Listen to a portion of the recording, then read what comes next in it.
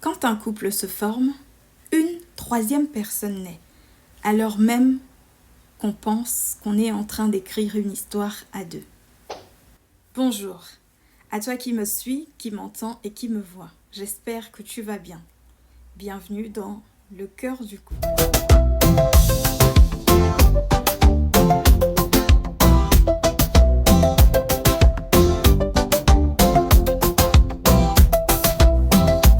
Quand deux personnes se rencontrent et tombent amoureuses, on croit souvent qu'on part de zéro. Mais en fait, chacun arrive dans la relation avec son histoire, avec son passé, ses blessures, ses rêves, ses peurs aussi. En réalité, chacun de nous arrive avec tout un monde. Personne n'arrive vide dans un couple. On vient avec ce qu'on a vécu avant, nos anciennes relations, notre enfance, notre éducation, nos modèles de couple, nos manques, nos projections, nos représentations, enfin, tout ce qui nous a été inculqué. On appelle tout ça aussi nos objets internes, c'est-à-dire la manière dont on a intégré les relations depuis l'enfance.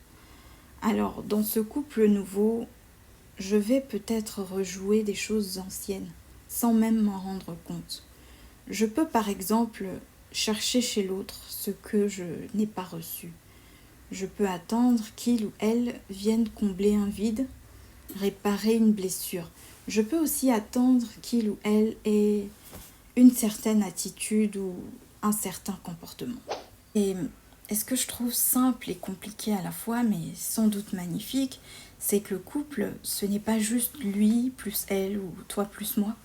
C'est aussi ce que les deux protagonistes créent, la relation, cette troisième entité vivante, qui a ses besoins, ses hauts, ses bas, ses propres règles, son rythme et ses émotions. N'en demeure pas moins qu'il est bien d'en prendre soin, car cette troisième personne a besoin d'être nourrie avec l'écoute, la tendresse, le respect, la patience, le dialogue et même les silences. Au fil du temps, parfois ce lien commence à devenir compliqué. Pas parce qu'on ne s'aime plus, mais parce que ce qu'on a en nous ressort à travers l'autre. Des peurs anciennes, des blessures d'avant, des attentes non dites. Tout ça vient un petit peu s'inviter dans la relation. Et oui, pour réparer ces blessures, qui de mieux que votre partenaire pour les mettre en évidence ? Bien sûr que tout ce système relève de l'inconscient.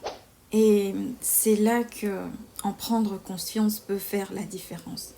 On cesse alors de penser que l'autre doit combler toutes nos attentes et on commence à se demander qu'est-ce que cette relation vient toucher en nous, en moi. Qu'est-ce que je rejoue ? Qu'est-ce que j'attends de l'autre et que je ne lui dis pas et que je ne sais même pas ?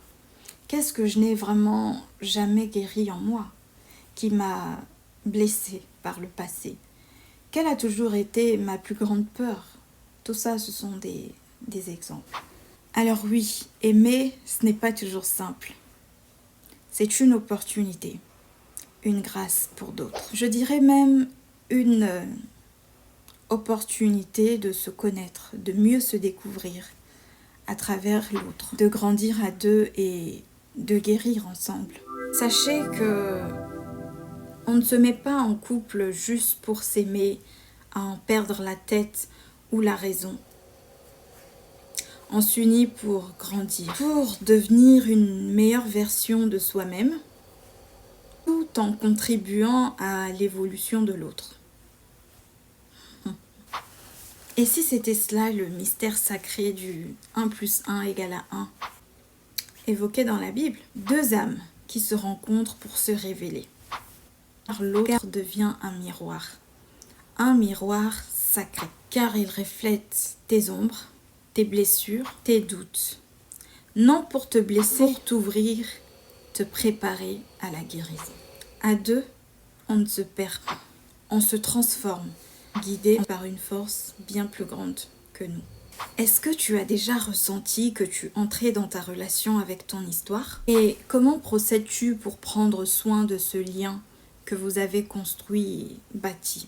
Merci pour ton attention. Si cet épisode t'a interpellé, je t'invite à en méditer les paroles et à le partager autour de toi. Je suis Rosiana. Ici, on s'écoute, on se comprend, on avance et on grandit ensemble. À bientôt.